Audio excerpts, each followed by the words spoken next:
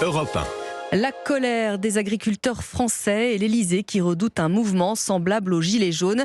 Marc Fesneau, ministre de l'Agriculture, est attendu dans le Cher aujourd'hui. Les préfets, quant à eux, sont chargés de rencontrer les agriculteurs et leurs représentants tout au long du week-end.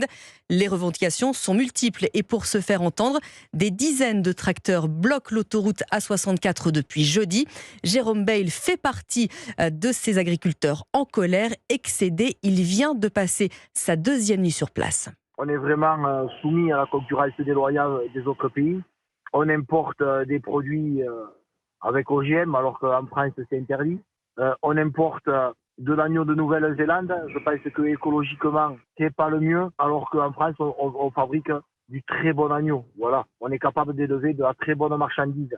L'agriculture française est l'agriculture la plus saine au monde. Ça il faut quand même l'entendre.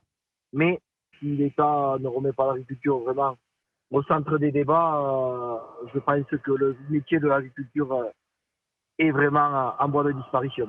Jérôme Bail, qui est éleveur de bovins à viande en Haute-Garonne. Bonjour Antoine Bienvaux. Bonjour Lénaïque, bonjour à tous. On va prolonger ce que vient de dire Jérôme Bail, que vous avez appelé d'ailleurs ce matin.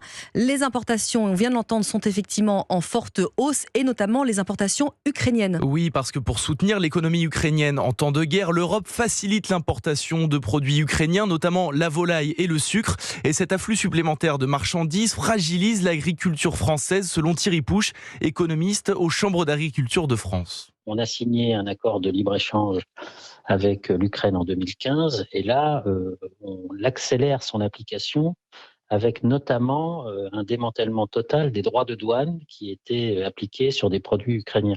Donc ce surcroît important d'importation pénalise économiquement les agriculteurs français en particulier. Un nouveau coup dur donc pour nos agriculteurs déjà touchés de plein fouet par la hausse des coûts de production.